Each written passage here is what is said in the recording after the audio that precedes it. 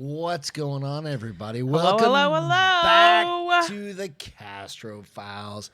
We've got some creepy, I think these ones are more creepy, stories to share with you. Yes. Mine's they're real stories this time. absolutely. Last episodes were, we don't know if they were fiction or nonfiction. Well, we know one of them was nonfiction. The other one we don't know if it was. It was a Reddit story.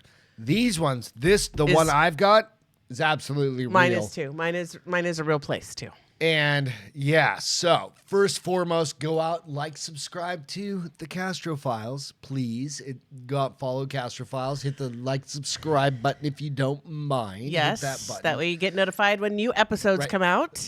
Excuse me, jeez, Louise. Also, you know what you can do is you can go out and follow us on the Bars Open out on iTunes and Spotify.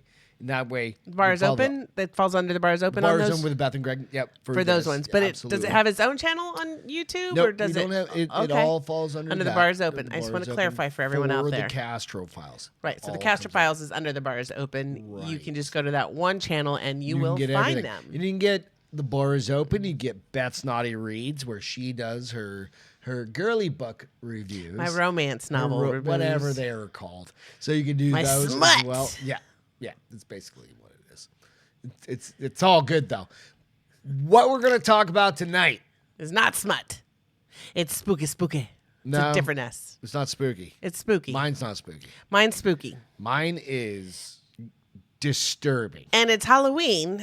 So it falls in line with you know what I've been doing shit. Since October 1st, right? What have you been doing? Watching nothing but scary movies. It's so awesome. What's been Today's is a Final Destination marathon. So Final Destination 1, 2, 3, 4, 5, and 6.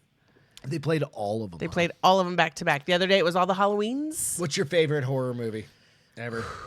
I don't think I've ever asked you Blair Witch, that. I think. It's so creepy. The Blair Witch It so Project? freaked me out the first time I saw it. Like, I literally was disturbed for a couple days because I would think about it and I'd be like, oh, that's so creepy. You hear an interesting story about the Blair Witch Project? It's not real.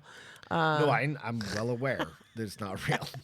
All right. So I used to run a video store in a grocery store. Right. Right. And I was the manager of it. Right.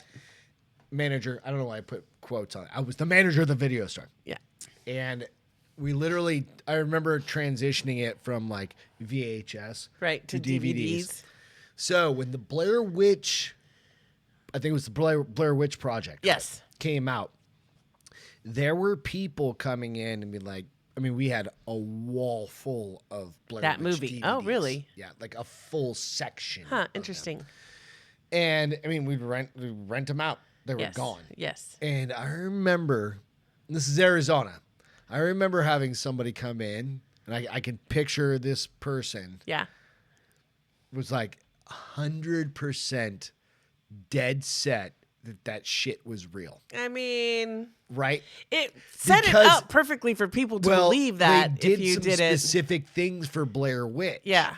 Because they did They wanted people to think it was real. They did the tour around the town before. Yeah, they wanted people to think it was real because it was much scarier if you thought it was real. What's your favorite scary movie? Favorite scary movie of all time? Yes. Is probably it's hard for me. It's hard. So while you think about it, I will say my next favorite scary movie is Poltergeist. I saw that as a teenager who had a TV in her bedroom, and after seeing that movie, I took that mother effing TV out of my room. I don't know what my favorite horror movie is.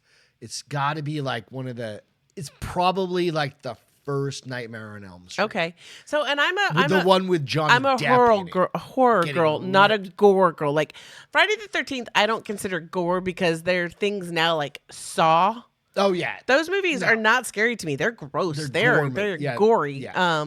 Friday the 13th was scary because I was also maybe 10-ish. See, and I think I was 17. Right. So that sounds about right. Older than me, I am way older than you and wiser, so don't mess with me. Super old. And way wiser. Yeah. So but yeah, so that makes sense. I could see that. There's so many good, all the movies that I've been watching have literally been from the mid 80s is where some of the best ones. Friday 13th, of course. Halloween started the late 70s and went all the way through. Okay. But then you do have like Friday the Scream series, which started in the 90s. So, but that wasn't really a horror movie. It was scary. I don't think so. Well, it was scary. That's me.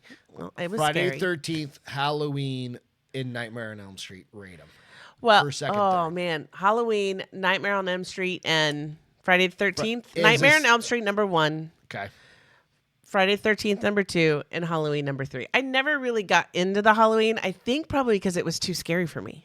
Those were pretty creepy. I do remember. Funny story. My middle brother Ben, who's 9 years older than me, right? So I was probably 9 or 10, and it was when The Exorcist came out. Dude, The Exorcist was An Exorcist in a movie theater. I mean, I never saw it until I was like a full on adult, like in my 30s. Yeah. So I was like, I mean, I guess I could kind of see how it was scary when you were a kid. But my brother didn't know my uncle had come in town, and my uncle was he played professional football, and then he was a football coach. And Dave? No, Uncle Gonzalo. Okay. And he was sleeping on the pull-out couch, and my brother came home from the movies, and he snored like a freight train. And he took the biggest. What? He took the biggest snore, and my mom, all she said from the back part of the house, she just heard him scream bloody murder, and she thought that he had gotten stabbed because it was like that guttural of a scream. And they run out to see him, and he's on the sidewalk on the other side of his car, so really in the street. And my uncle is like on all fours looking out the door like, what's wrong? What's happening? And my dad's running out because my dad was a DE agent with his gun. And my mom is like, what the hell? And my brother was like, oh my gosh, I just saw Exorcist and he scared me so bad. And it's so funny because my brother was like a badass cop, so nothing scared him. But we all heard him scream like a girl that night. It was hilarious. Thank you for sharing that. Yeah, that's funny. It is funny as shit, dude. So, all right, we're going to jump into a couple stories. You guys ready? All right, my story is more macabre, and it's That's a good way to put it. I don't want to call her a serial killer because she's not necessarily a serial She's just a murderer. Killer. They call it the Australia's Texas Chainsaw Massacre, the equivalent of that. Her name is Catherine Knight, and in February 2000, you have Catherine a picture or Knight, no picture yet of her? Okay. I have got a few. Okay. I'll share them in a minute. Catherine Knight, in February 2000, Catherine Knight stabbed John. Oh, so this is recent. 2000s, yeah. It's so 25 years. I mean, that's pretty recent in the murder world. Yeah. Stabbed John Charles Thomas Price to death and cooked his remains. Then served him to his family. Most lovers' quarrels eventually end with a simple apology, but for Catherine Knight, murder and mutilation were the end result. Not only did this Australian abattoir worker stab her lover, John Charles Thomas Price. God damn, the guy's got 4 names. That's probably why she stabbed him. With a butcher knife at least 37 times on February 29th of 2000. She then chopped him up, cooked him, and prepared to serve him to his own children. That's insane. Yeah. But long before this grisly killing, the disturbing story of Catherine Mary Knight was marked by violence and sexual abuse that hinted at the bloodshed to come. Catherine Knight's brutal childhood. It was not good. Okay. Right. So born on October 24th, 1955 in Tenterfield, Australia, Catherine Mary Knight was the product of a scandalous affair between her mother, Barbara Rogan, and her father, Ken Knight. Rogan was not only already a mother of 4 boys with another man, but she had met Knight through her husband. When their secret rendezvous came to light, it rocked their small conservative town.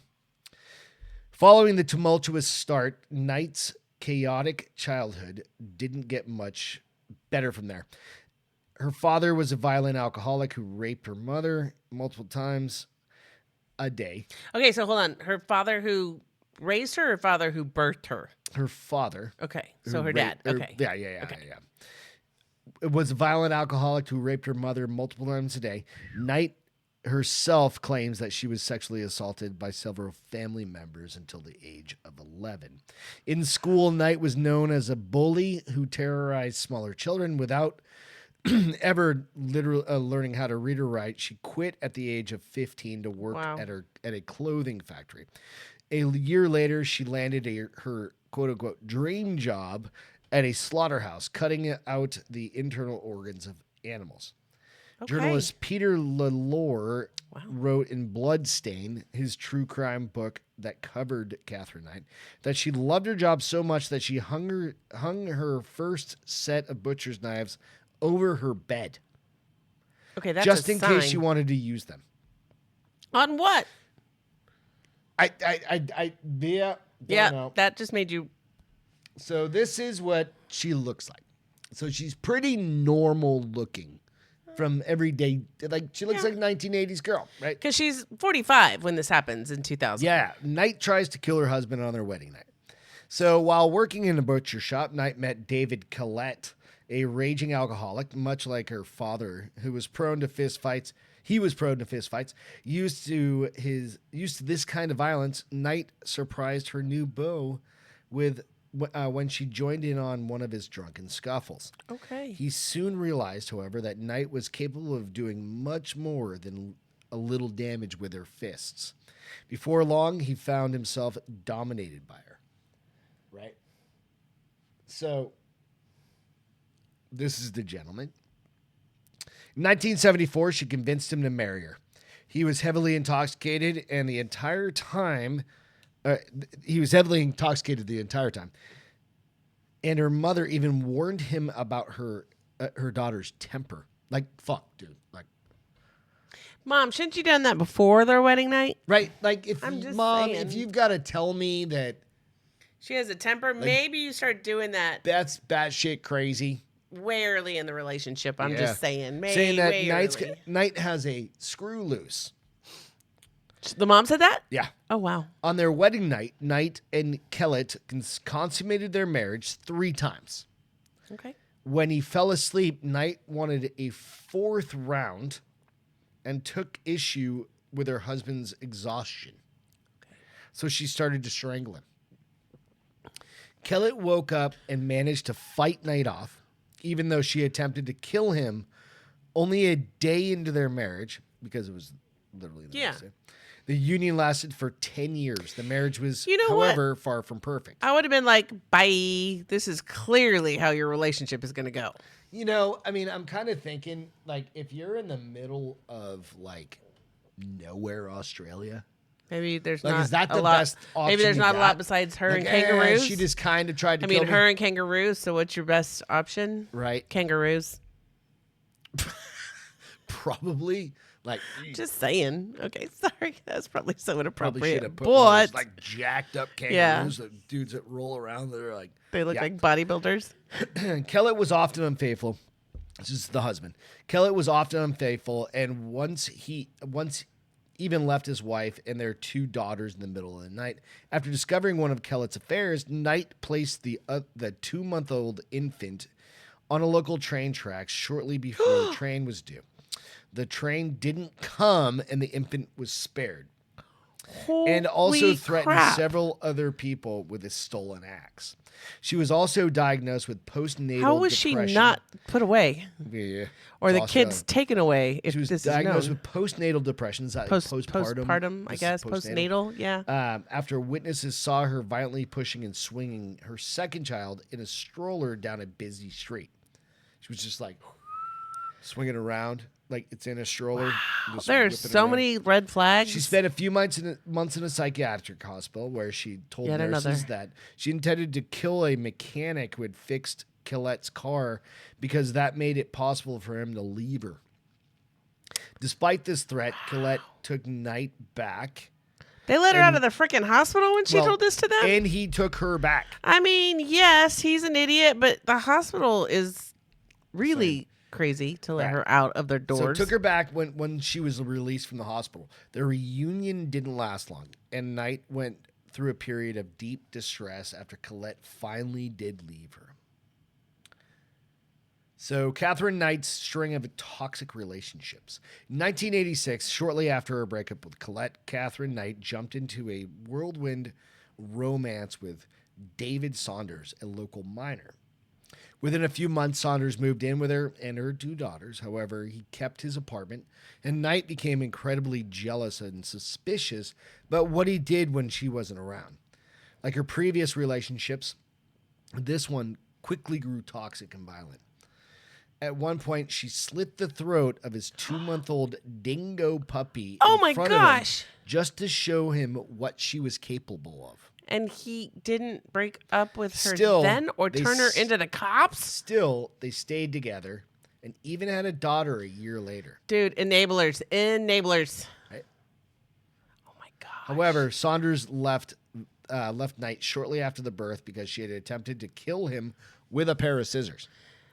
Did these people not go to the cops? Yeah, I don't know, dude. She then met a man named John Chillingworth. They stayed together for 3 years and had a child, Eric. So now she's got like 3. Okay. That's 4. It's 4. Oh, that's because she had 2 with the first guy. Okay. Mm-hmm. So while no violent incidents had been reported about their relationship, it ended with after Chillingworth learned that Knight was having an affair with a man named John Charles Thomas Price. Why does everybody there have 4 names? John, Knight's violent relationship with John Charles Thomas Price. The beginning of Catherine Knight and John Price's relationship was without complication. He had 2 older children who lived with him and seemed to like Knight.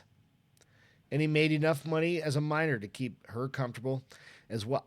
They moved in together in 1995 and things were going smoothly. However, when she suggested that they marry and he declined, she turned violent. Knight framed Price for stealing things from his company and got him fired. Right?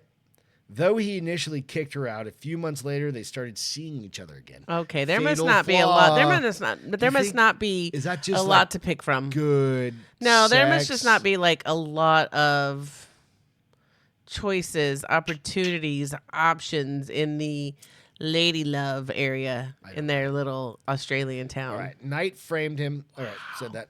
However, this time he refused to let her move back in, according to their friends and neighbors.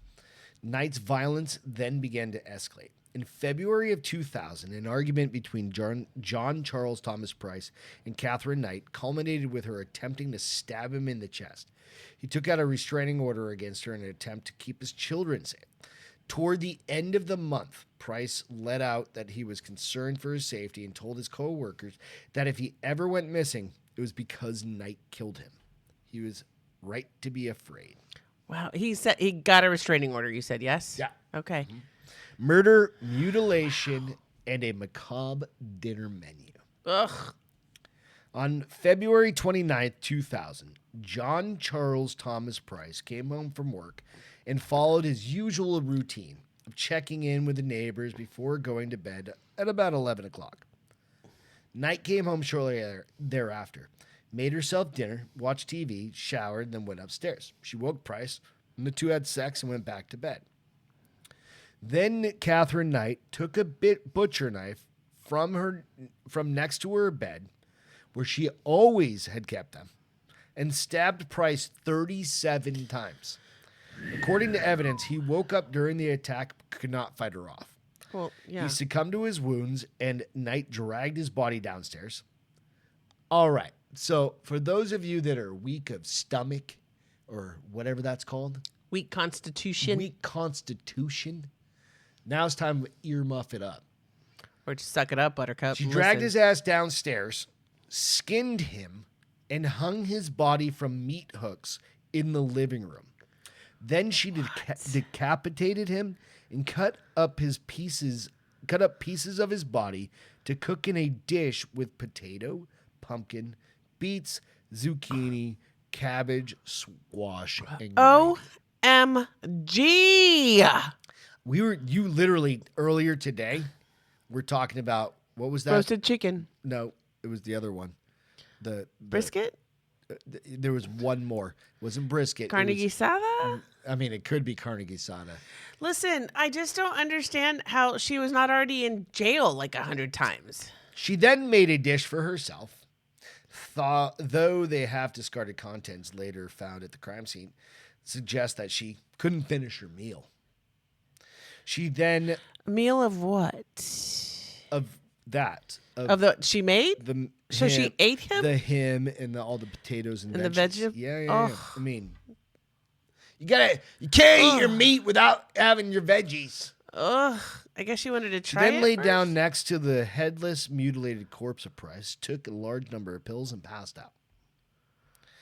Price's coworkers bitch is crazy. Heeded his warning the next morning and called the police after he didn't show up for his shift. The police arrived to find Catherine Knight's gruesome crime scene and immediately detained the comatose Knight. When she woke up, she claimed to have no memory. Oh, they didn't even wake. Like they couldn't wake her up when they first got there. Probably, yeah. In the kitchen, police found Price's head boiling. I wonder if she was trying to commit suicide. Catherine.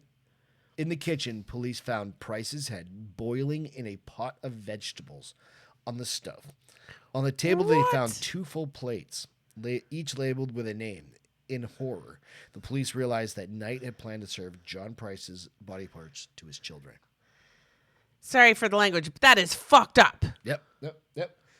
This is rated R Castro Files. Oh my goodness. Mm-hmm. Catherine Knight, never to be released. Despite her claims that she has no recollection of the night John Charles Thomas Price died, Catherine Knight was quickly charged with his murder. In October of 2001, her trial commenced, but it didn't get very far for reasons that remain unclear. Knight changed her plea to guilty, and the judge adjourned the case without testimony. Probably, I don't know back then if Australia had the death penalty. Probably not. Do they now? Nah. Oh. Like you're not even allowed to have like a gun there. Like it's pretty fucking stupid. But law enforcement is, right? I mean. Yeah. They're allowed to. Well. Okay, I'm going to keep my opinions to myself because this is a nice show. She was escorted to prison that day, and the judge ordered that her papers be marked never to be released. For the first time in history, a woman in Australia was given a life sentence without parole. To this day, Knight nevertheless remains her. She's still alive? She's still freaking alive? Yeah. She wasn't that old when you really think about it. Well, she was only 45. She maintains her innocence and refuses to accept responsibility for her actions. Catherine Knight has appealed her sentence before and was denied almost immediately. Because the bitch is crazy. She is still serving her life sentence at Silverwater Women's Correctional Services. So this is from allthat'sinteresting.com, and this was as of October 18, 2023. You didn't Google to see if she was still alive? Nah. I do want to give a shout out to Andrea up late because she's the one that told me the story of this. And so when the thing that stuck in my brain about this story is she literally skinned him and made curtains. This girl was crazy from an early age. So if you're familiar with a meat room, there's racking systems. Yeah. And they have these big-ass hooks that come down. We've all seen horror movies. Right, and they have big hooks, and they slide down, right? Right. She put those in her house. His house. Or his house, whatever, the house. She put those tracks in the house. This is Catherine Knight, not Andrea. She put those tracks in the house, right? Thank you for clarifying. And literally made skin hooks, made a curtain of his skin. Just bizarre to me. How fucked up is that? That somebody who had so many issues years before this was not incarcerated in a mental institution. Just fucking on parole, on anything, and that people still. I mean, I guess did they not know she did all this shit before? I don't know. Isn't that wild? I don't know. It's crazy, y'all. When you date, do some background checks. Nowadays, I mean, this is 2000. Well, period. Do some background checks if you're a single being in this time and this day and time. Wow. Right. I don't even know if I can follow up with because you're gonna follow up with some. Yours was so good and and icky and scary and creepy. We need a little taming out. Well, mine's not tame. It's not gory, but mine is a real location. Okay, let's go. So I will tell you the name of my story is The Vanishing Heart of Transylvania, inside the haunted... I can never say this. Hold on. I wrote it down. Hold on. Babanushi. No. We practiced this one earlier. We did not... It's not that. Hoia Baciu Forest. We practiced that one earlier. Hoia Baciu Forest. So, you guys, I'll give you a little insight. So, I took a couple articles I found. They both had great information. They're both websites. I input the information from the articles online into ChatGPT because he's my bestie. And he helped me write this new like condensed story. So it's two stories. It's two stories. The first story is from the first website is horror.com, and the second one is littlehouseofhorrors.com. Okay, cool. So in the rolling hills of Cluj-Napoca, Romania, a stretch of woodland has earned a reputation that chills even the most skeptical traveler. The Hoia Baciu Forest, known locally as the Bermuda Triangle of Transylvania, has been the site of whispered curses, vanishing hikers, and inexplicable phenomenons for decades. Scientists study it, mediums fear it, and locals avoid it. Yet its silence continues to call. The legend began, as many do in Romania, with a man and his flock. Centuries ago, a shepherd named Bachiu led 200 sheep into the forest and never returned. Search parties combed the woods. No trace was ever found. The story spread, and the forest took his name. To this day, villagers claim his spirit wanders among the trees, still searching for his lost herd. The first disappearance may have been a myth. We're not sure, but others were not. Over the years, countless hikers have gone missing within the forest's dense canopy. Some reemerge hours or days later, shaken, unable to recall where they've been, while others are never seen from again. Many who enter the Hoia Baciu speak of an overwhelming sense of dread. They report losing track of time, minutes stretch into hours, hours collapse into seconds. Equipment fails. Phones and compasses refuse to function.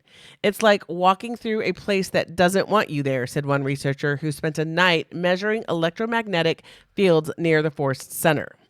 Visitors have described sudden nausea, burns, scratches, and rashes appearing without cause. Theories range from heightened radiation to psychological suggestion, but even scientists admit something about the forest feels wrong. Deep within the forest lies its most unnerving feature. Now, I will tell you, just so you know, this is what reminded me of this. We did see that is the creepy picture, but we're going to show this one in a minute. But we did see this on Destination Fear on Travel Channel.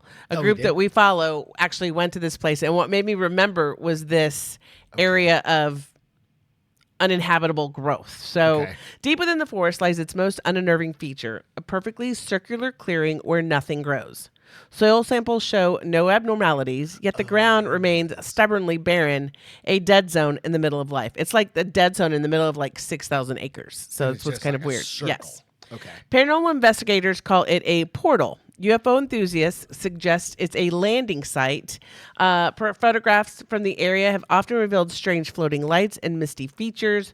One famous image taken by a military technician in 1960 allegedly shows a metallic disc hovering over the trees, a photograph that cemented the forest's link to extraterrestrial bear. Which one should I put up? So I want you to put up two. One is the one with the UFO, the black and white with the UFO up top.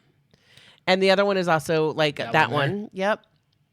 So this was taken in, let's see, 1960s by a military gentleman. Okay. And then there's also another one that shows the floating lights that they see. And then the strange lights. Yes. Here. So that's another like image somebody has captured. Okay. This is a weird picture because it's kind of like, and if it's old, like, I mean, you can doctor pictures, but that's a pretty interesting because the way it kind of comes out and up. So granular. Yeah. This is pretty blown up.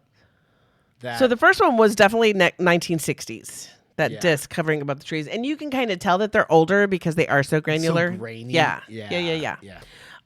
So among the most chilling accounts is that a young girl who disappeared in the forest and reappeared 5 years later, exactly as she'd been the day she vanished. Her clothes were unchanged.